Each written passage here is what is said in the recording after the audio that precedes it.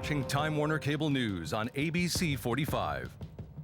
Thank you for joining us tonight. I'm Sharon Stone. Those stories are coming right up. First here at 6, meteorologist Monty Montello is here with the first check of your Weather on the One's forecast. Pretty just chilly and wet today, Monty.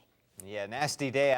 A father's punishment for his young son is raising a few eyebrows. Authorities tell us after his son was suspended, he decided to discipline his son publicly. The dad spanked the child in front of his entire elementary school class.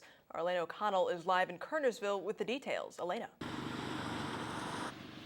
Durham police are investigating allegations of a sexual assault involving elementary school students on a bus. School officials say a parent filed a complaint about the incident and met with the principal. Andy Madison joins us from Durham with details on the investigation.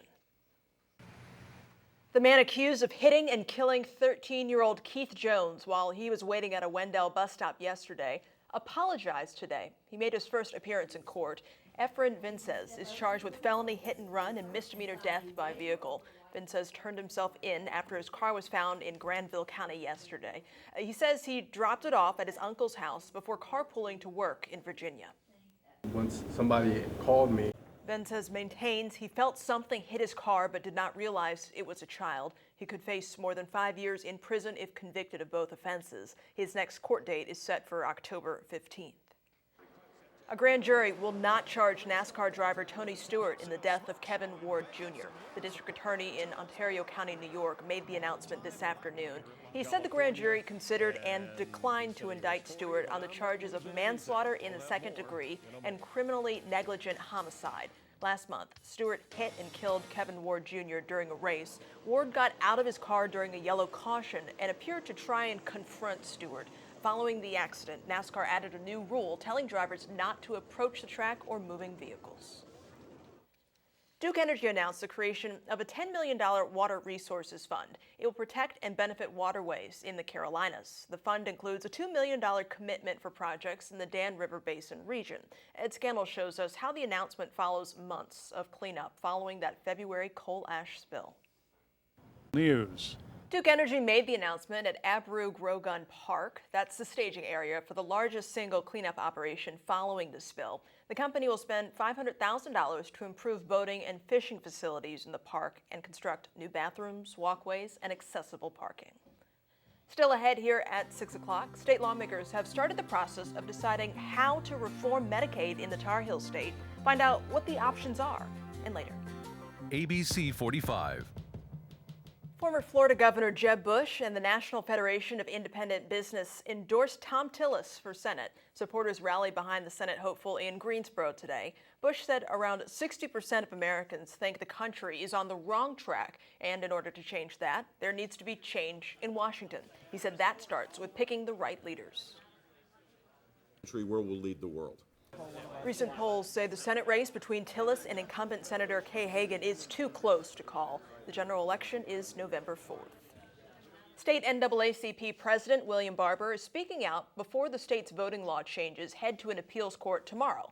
Last month, the district court made the decision to uphold the law for the November elections. The changes include shortening the early voting period from 17 to 10 days and eliminating same-day registration. Critics say the changes will negatively impact minority and poor voters. During a news call this morning, Barber said the district court was wrong in saying the laws do not cause irreparable harm.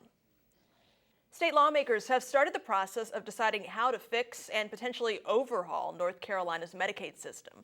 A legislative oversight subcommittee has been designated to determine what is the best fix for the $18+ billion program. As Loretta Beniti tells us, there are a lot of questions about what the problems currently are and what possible changes are available. The Program Evaluation Division did caution lawmakers that if they choose to try to separate Medicaid from DHHS, that could be a lengthy process. It could take 12 to 18 months. Your sports is coming up next here at 6 o'clock. A once Carolina Panther prepares to face his former team on Sunday. Jason Brown has the details. And a new state-of-the-art school is being built in High Point. That's in our Carolina Minute. Thank you, Monty. Now here is tonight's Carolina Minute. One building in downtown Lumberton is destroyed after what's being considered a suspicious fire. The owner tells us 15 minutes before the fire, he called a tenant to tell them their check had bounced. One firefighter was taken to the hospital for minor injuries. Millions of dollars worth of food is being thrown away every day in school cafeterias around the country. Part of the waste stems from kids not eating the fruits and vegetables federal regulations require them to take with their school lunches. A Charlotte school nutritionist says she understands the challenge of getting kids to eat these new options, but the program will be good in the long run for the kids. Business leaders broke ground on a new high school in High Point today. This is part of Phoenix Academy, the state's oldest charter school. School leaders say it will prepare students for careers in aerospace and aviation. These stories and more available anytime on Time Warner Cable News. New home sales rise for the month of August. Let's get the latest on the economy now from our team on Wall Street.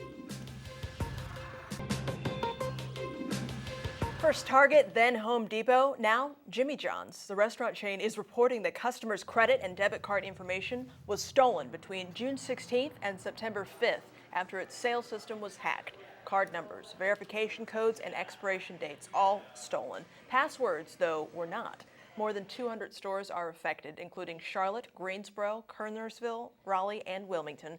Jimmy John's says that their system is now secure and customers can use their cards at their restaurants. Be sure to join us for the late edition of Time Warner Cable News on ABC 45. Greensboro police are going door to door in several neighborhoods across the Gate City. How they hope this will prevent future crime. That's our time here at 6. World News Tonight with David Muir is next. Hope to see you back here at 11 on ABC 45. You can find us anytime, though, on Time Warner Cable News. Have a great night.